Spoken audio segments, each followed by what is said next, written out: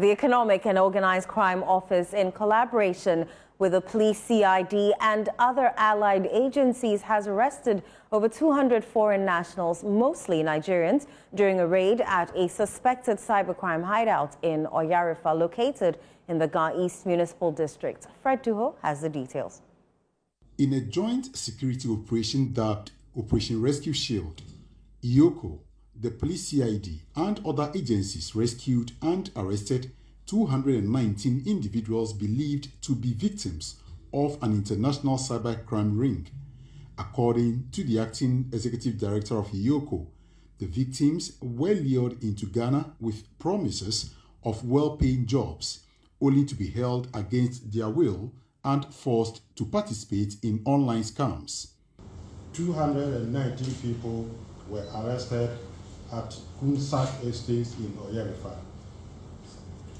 The suspects were lured into the country, the victims were lured into the country by the suspects, ostensibly to give them lucrative jobs in Ghana. Unfortunately, when they came to Ghana, since there are no lucrative jobs existing, then they took them hostages and then they confined them at the Oyarifa estates, and then they were forced to go into cyber crimes and cybercrime-related activities.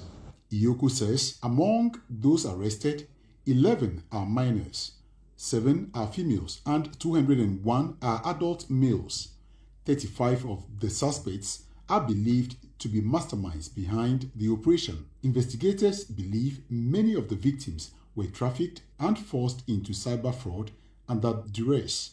The screening is still going on, and we are thinking that come what may, by tomorrow we should be able to complete with the screening, and then bearing in unforeseen circumstances, it should be possible for us to link or maybe make arrangements to send the victims back to Nigeria to connect with their relatives. Security personnel recovered laptops, mobile phones, internet routers, and other digital tools used in the operation.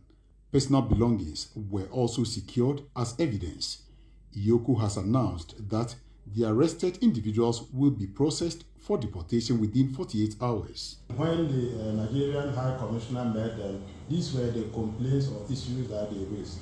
Many of them expressed regret, especially the juveniles. They said, a friend called me and assured me of a lucrative job in Ghana, and then I didn't tell my parents, and then I joined, and then I'm in Ghana here. As crime continues to grow in Ghana, a number of institutions are collaborating, like the CID and the EOCO.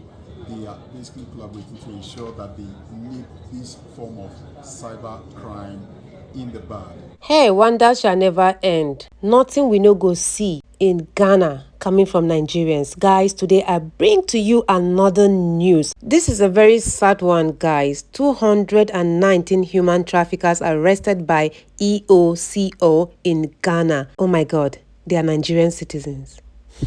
If they are not Nigerians, then where are they going to come from?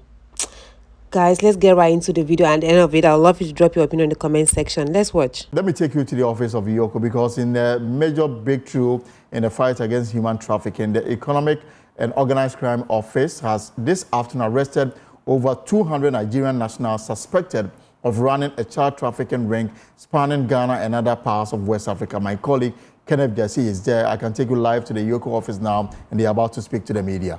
And suspects. The operation was successfully, and 219 people were arrested at Kunsak Estates in Oyarifa.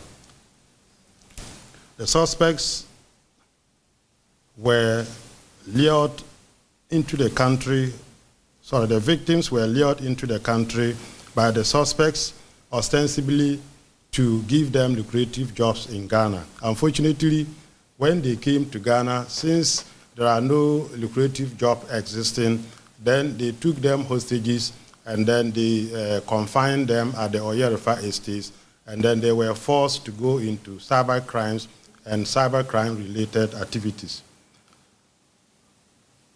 A number of laptops, personal effects, internet facilities, food stuff, and other things were retrieved from them.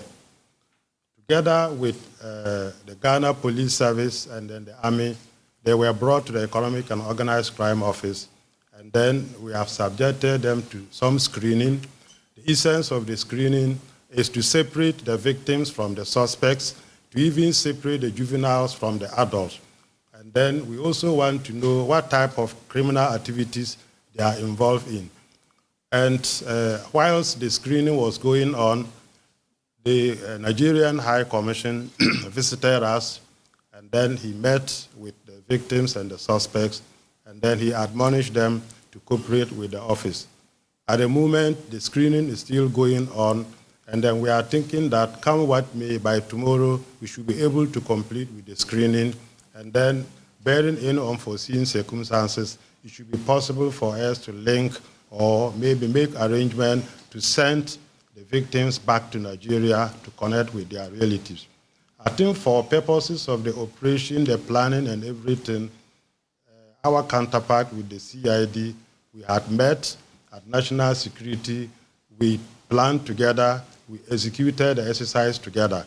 Indeed, going forward, the Economic and Organized Crime Office and that of the CID, we have mapped out strategies that the two of us, that is the CID and then EOCO, we should work more closely than before. And then this is just the beginning of one of the steps or one of the projects that we have embarked together. As we speak now, maybe Madam Lydia will talk about it. Similar operations are taking place somewhere, but we are trying to unite or join these operations together for one purpose so that we can join resources, do a thorough investigations, and then share resources to reconnect the victims with their relatives. So I'll just pause so that Madam Lydia will add one or two words, and then we will send you to meet the victims, and then maybe we take it from there. We have Ghanaians with them. But normally, when you arrest somebody and the person is maybe speaking some accent, the presumption is that the person is a Nigerian. But we are aware that there are some Ghanaians involved. There may even be some other countries or citizens involved. But at the end of the screening, we should be able to maybe de-aggregate which number is Nigerian, Ghanaians, and so forth. Indeed, the intel we had and then the surveillance work that we did all pointed to the fact that they were engaged in cyber crimes and cyber crime-related activities. But we don't also rule out the possibility of prostitution. Yes, I think we had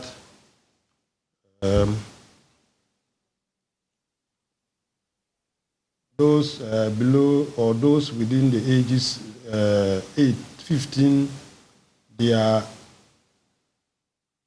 30, 15 to 38, is it right? They are 11. Okay. So those below the ages of 18 are 11, 7 females, and then 212 are males. We suspect that the suspects, so far from the screening that we have done, the suspects are about 35. Juveniles, that is people below the age of 18, they are 11. And we suspect the suspects from the screening are numbering 35.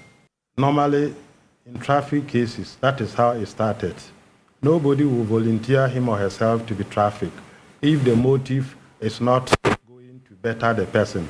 So normally, the use of jobs, lucrative jobs, is just to facilitate or lure them or more or less to deceive them and get their consent. Indeed, during the screening and when the Nigerian High Commissioner met them, these were the complaints or issues that they raised. Many of them expressed regret, especially the juveniles. They said, a friend called me and assured me of a lucrative job in Ghana, and then I didn't tell my parents, and then I joined, and then I'm in Ghana here. They were even crying. We've separated the juveniles from the adults, so we've kept them maybe closer to ourselves, and then the majority of them are within our gardens, and then the CID, our officers, are undertaking the screening. For the victims, They are just victims of circumstance. They are just people who are in dire need of opportunities, and then they've been deceived and brought to Ghana. With respect to suspects, ideally, EOCO or CID will not go into any operation if we don't suspect any offense. So there are other offenses, apart from the fact that they are engaged in cybercrime-related activities. Then trafficking of children, trafficking of whatever form is illegal in our laws or the laws of the country. So definitely, we haven't finished with the investigations. Maybe at the end of the investigations, it is possible that we may even have issues of drugs. But for now, we are just screening them. We are doing searches and so forth. The screen outcome and the search outcome combined together will now put us in a position to say crime A, B, C, Q, Y, Z is committed. I think as we speak now, we had 2 or 3 cases that AG recommended that we should prosecute, and we are prosecuting. Maybe if the head of anti-human trafficking were to be here, he will be able to tell us the stage of the prosecution. But I think the AG has been strict. The moment we send the dockets, I think 3 dockets, the response came within a week or so that we should prosecute them, and we have put them before the law court. I think we've had a number of investigations involving Ghanaians that have been lured to Ivory Coast, and then they also find themselves in similar circumstances. We had instances, the QNet. QNet, people were also lured as if QNet is sending them to Spain or Paris, and then through the Ivory Coast side, and they ended up in Ivory Coast. We have also rescued some of Ghanaians that were in Ivory Coast for that purpose. And as we speak now, we are also investigating some other Nigerians that were also lured by QNet and other related scams or scammers into the country, and then they now subject them to all manner of inhuman treatment. As and when a matter comes to our attention, we take action. But if it is like it is still in social media, our public affairs unit, if they see that it is within our mandate or it is not one of the social media gymnastics, then they will pull it down and put it into an actionable request, and then we approve it for investigation. You know what, guys? As if I knew that something of this nature happened in Ghana. To be sincere, I never knew that the Ghanaian police caught these people. Like, I'm talking about the QNet people. I just sat and talked about what happened to me, my experience of how I was being brought from Nigeria to Ghana because of a job opportunity that isn't true. And when I got to Ghana, it happened to be that the company they called me for the job is not the exact company. When I came, I saw that it was QNet. This is the same thing, the same company, the same strategy they used in bringing people.